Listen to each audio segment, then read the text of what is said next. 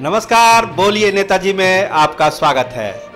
मौसम चुनाव का है तो स्वाभाविक है नई नई पार्टियां बिहार में चुनावी दम भरने के लिए तैयार हो रही है।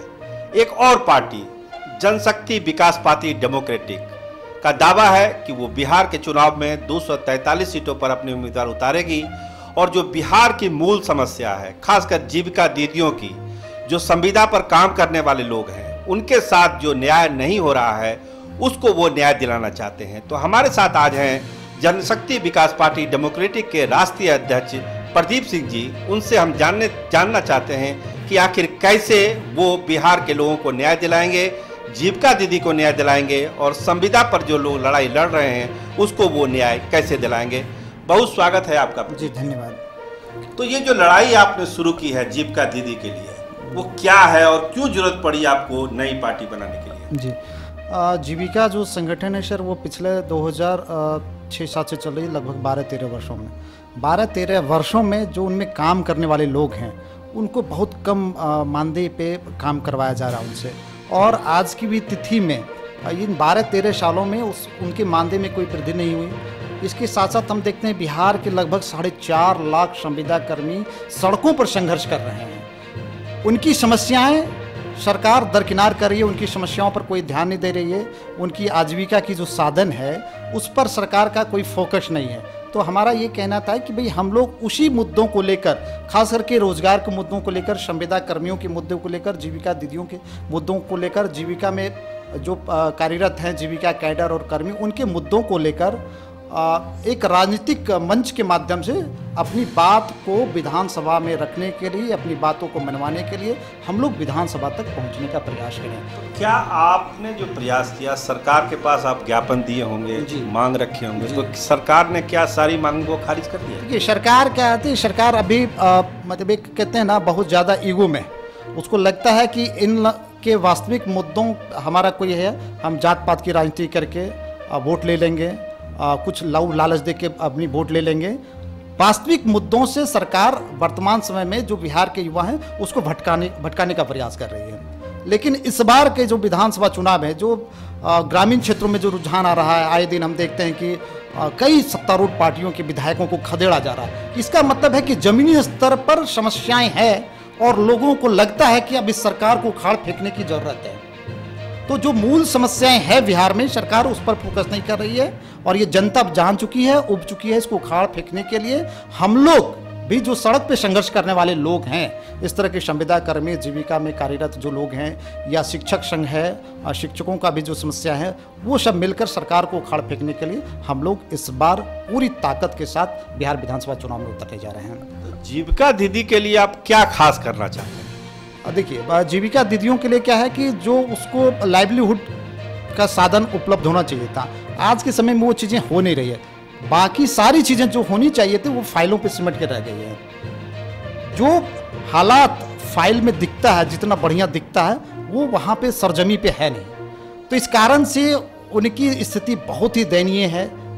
जो मिलना चाहिए था वो मिल नहीं रहा है। तो हम ये चाहते हैं कि महिलाओं की सत्ता में भागीदारी के साथ उसकी जो वाजिब मांगे हैं उसको मजबूती दें और उनकी मांगों को पूरा करें, उनको उनके जीविका के साधन को हम लोग जिंदा करें, उसको लेकर आगे बढ़ें।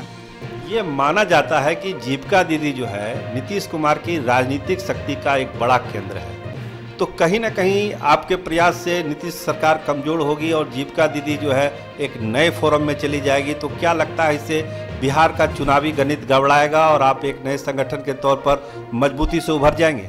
जी बिल्कुल, इस बार हम लोगों ने कमर कस लिया है कि सत्ता में जो बैठे लोग हैं उसको मुंहतोड़ जवाब देना, और पूरे बिहार में जो सत्ता का समीकरण है वो समीकरण बदल जाएगा, ऐसा मुझे पूरा विश्वास है। और जो सरजमी पे हम लोगों ने जाके देखा है, समझा है, वो सरकार के प्रति एक जबरदस्त आक्रोश है। और वो आक्रोश इस बार मतलब मीडिया में नहीं दिखे या सरकार की नज़र में नहीं आई। सरकार चूंकि अभी ईगो में दिख रहा है, उसको लग रहा है कि हम बहुत अच्छे काम कर दिए हैं, लेकिन कुछ चीज़ें हैं नहीं। वो वोट बैंक जो चीज़ें कन्वर्ट होगी, इस बार डाइवर्ट होगा, वो रिजल्ट के रूप में दिखेगा। जब हमारा रिजल्ट आएगा बिहार विधानसभा चुनाव का, उसमें एक बड़ा व्यापक समीकरण बदला हुआ दिखेगा और हमको लगता है कि इस बार इस सरकार का जाना तय है। तो जनशक्ति विकास पार्टी डेमोक्रेटिक कितनी सीटों पर चुनाव लड़ेगी और उसकी तैयारी आज की तारीख में क्या है?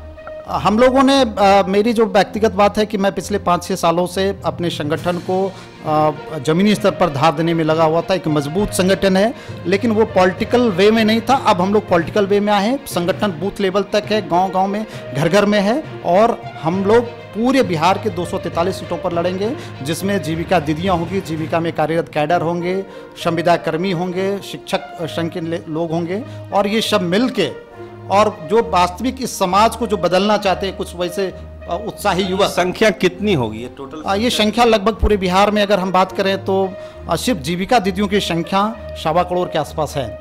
उसके अलावा जो संविदा कर्मी है 4.5 लाख आसपास संविदा कर्मी है। जीविका जो कैडर हैं वो 1 लाख 1.25 लाख के आसपास हैं। तो कुल मिला के हम देख रहे हैं, अगर उसके हाउस होल्ड को और फैमिली को काउंट करें तो एक बड़ी संख्या है, जो कि पूरे बिहार के राजनीतिक समीकरण को बदलने की क्षमता रखती है। और वो समीकरण इस बार बदला जाएगा। ये भले किसी को अब दिख नहीं रहा हो, लेकिन चुनाव परिणाम आने के बाद जरूर दिखेगा। देखिए प्रदीप जी, कागज पर तो लगता है कि ये संख्या करोड़ों में है, जैसा आप बता रहे हैं, खुद बता रहे हैं कि ये संख्या करोड़ों में है। तो क्या ये कागज की संख्या बूथ तक जा पाएगी आपके समर्थन में? देखिए, ये हम तो देखे हैं कि कुछ चीज़ों को, कि अभी जो जागरूकता आई है समाज में, सत्ता को लेकर जो आक्रोश है, जो जदयू के विधायकों का, भाजपा के विधायक क्षेत्रों में जो मतलब ये दुर्दशा हो रही है, इससे लगता है कि इस बार जनता पूरी तरह से जग चुकी है, और इस बार नीतीश कुमार को मतलब एकदम सत्ता से बाहर करने के लिए तैयार बैठी है। इसलिए अब जनता जग चुकी है, तो वो हर हाल में बूथ तक पहुंचेंगे और वो परिणाम सामने आएगा। तो ये थे हमारे साथ प्रदीप सिंह जी, जिनका दावा है कि बिहार में इस बार सत्ता में परिवर्तन होना ही होना है।